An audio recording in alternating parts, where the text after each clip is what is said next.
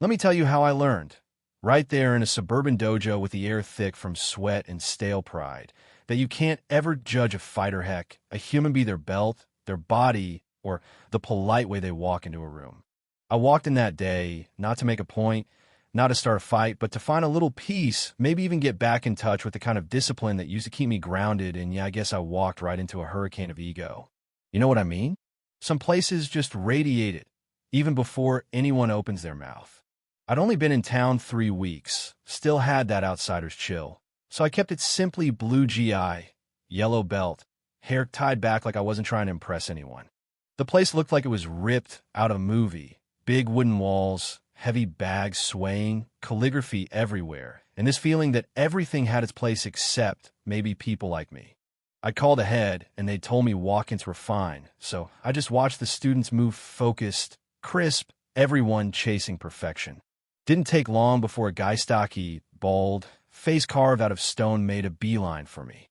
"Can I help you?" he asked, but he already knew his answer. I told him I want to train, start fresh. "I'm Brad Hoffman, head instructor." He practically squinted at my yellow belt like it was a joke. I kept it modest, told him I had some experience, hadn't trained in a while, just wanted to get back into the rhythm. He grunted wasn't buying it. Then another instructor strolled over Carlos Rivera, all sharp edges and sharper eyes, his black belt like a golden ticket. The two of them gave me that look, like they were doing me a favor, even letting me stand on their mats. I said I'd observe the class. Brad snorted. "Why don't you just watch how real martial artists train?" The whole thing was dripping with condescension, like they were daring me to break. A few of the students, especially the women, looked my way, uncomfortable but silent. Only one teenager, Sarah, actually seemed bothered by how I was being treated. Carlos piled on, suggesting I be more comfortable in the beginner's class for housewives. I've heard it all before.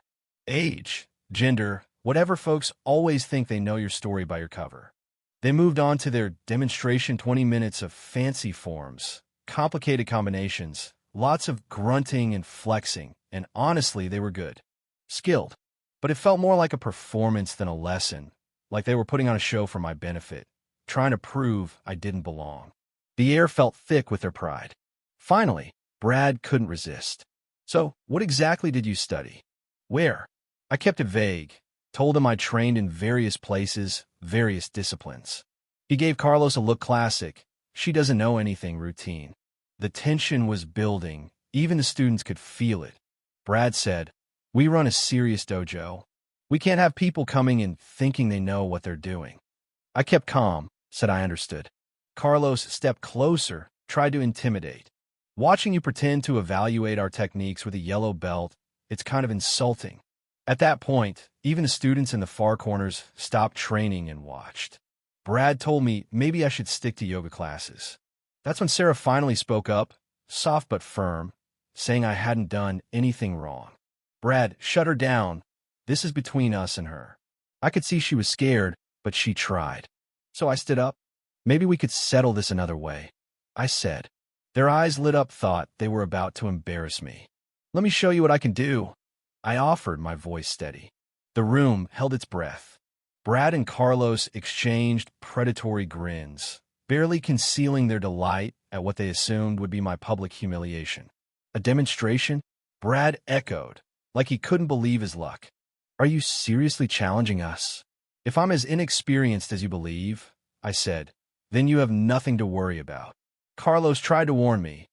"This isn't light sparring. This is serious martial arts." I smiled. "I understand perfectly. You've questioned my experience, insulted me. I'm just offering to let my skills speak." The students gathered in a loose circle. Sarah looked genuinely worried for me, but I wasn't afraid. I'd been here before, different faces, same attitudes. "All right then," Carlos shrugged. "We won't go easy on you just because you're a woman." I almost laughed. If they only knew how many times I'd heard that line. "Forms or sparring?" Brad asked, certain he trapped me. "Your choice," I said. They chose sparring, of course they did. "Light contact," Brad said, like he was doing me a favor. Sarah tried to set some rules, but Brad cut her off, didn't think it'd last long. I stretched slowly, my movements deliberate, letting everyone see how relaxed I was. "It's not too late to back out," Carlos called, a hint of concern in his voice now. "I'm exactly where I need to be," I replied. "Your funeral," Brad snorted, stepping onto the mat. When I dropped into my stance, the mood changed. People who knew what to look for recognized a subtle shift, a focus that didn't match my belt. Brad was first. He postured, bounced, taunted ladies first. I just stepped forward, basic straight punch, quick and precise. Brad actually stumbled back. "Lucky shot," he grunted, resetting his stance. My turn. He launched a series of aggressive punches, enough to overwhelm a lot of folks. I flowed around them, minimal movement, no wasted energy, didn't even counter. The students started murmuring this wasn't what they expected. Then I swept his leg, subtle, just enough to force him off balance. "Various places," I said. Brad attacked again, stronger, but I redirected, countered, always in control, making him look clumsy. Carlos was watching closely now, disbelief all over his face. "Yellow belts don't move like that." Brad launched one last attack. I caught his wrist, spun him off balance, then let go, giving him a chance to save face. "What are you doing?" he gasped. "Showing you what I can do," I said. "But I'm just getting started." The room was silent, every student wide-eyed, reevaluating everything they thought they knew. Brad tried to laugh it off, but he was sweating, embarrassed. No way a yellow belt should be able to do that. I finished for him. "You're absolutely right." Carlos stepped onto the mat himself. "Who are you?" he demanded. "Exactly who I said," I replied. "Amanda Johnson. Just moved here. Some background in martial arts." Brad wasn't laughing anymore. "Lady, you've been toying with me." "I tried to avoid this," I said. "I just wanted to train, fit in, not draw attention. But they made that impossible." "You want to know about my background?" I continued. "Fine. 26 years training. Black belts in multiple disciplines. Competed internationally. Taught at some of the most respected dojos in the country." Sarah, amazed, asked, "Then why the yellow belt?" I smiled, first real smile all day. "Rank's just a piece of cloth. I wanted to see how you treated someone you thought was beneath you." Brad turned pale. Carlos tried to regain ground, advanced aggressively. I moved, quick and precision joint lock, him face down on the mat, totally helpless. "The difference isn't just technical skill," I said, letting him up. "It's respect. For the art, for your training partners, for what you do with knowledge." They accused me of deception. No, I came in here exactly as I am, a martial artist who wanted to train. You saw what you wanted to see. I turned to the students, my voice softening. Real martial arts isn't about domination. It's about discipline, respect, and helping others grow. Sarah said, "You stood up for someone you thought was being mistreated." "That took courage," I replied. As I gathered my things, the students found their own voices. Marcus, a brown belt, said he'd seen how Brad and Carlos treated people who didn't fit the mold. Others chimed in. Sarah reminded them how they turned misses. Chin away for being too old, or discouraged Jake's little sister. David, usually quiet, spoke up. "I thought that's just how martial arts worked. But seeing her, that's what real skill looks like." Carlos tried to claim it was all a misunderstanding. I called him out, reminded him of every insult, every assumption.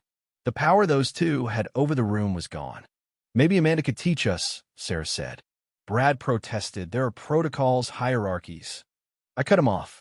"Hierarchies built on real skill and wisdom, not on the ability to make others feel small."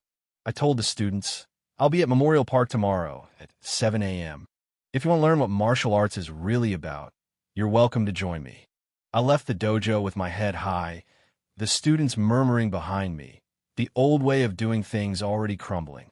Next morning, 15 students showed up at the park. Sarah, Marcus, David, even Mrs. Chun. No fancy uniforms, just people ready to learn. "True martial arts isn't about proving you're better than others," I said. "It's about becoming the best version of yourself and helping others do the same." As the sun rose, I started my first lesson not just about how to kick or punch, but about when to use your strength, and more importantly, when not to. Have you ever seen someone stand up to bullies in a way that changed everything? I want to hear your stories. Drop them below. What's your take? Where's the line between respect and pride, discipline and ego? Let's talk about real justice and what it means to never judge a book by its cover. Hit subscribe, share your thoughts, and remember respect is earned, never demanded.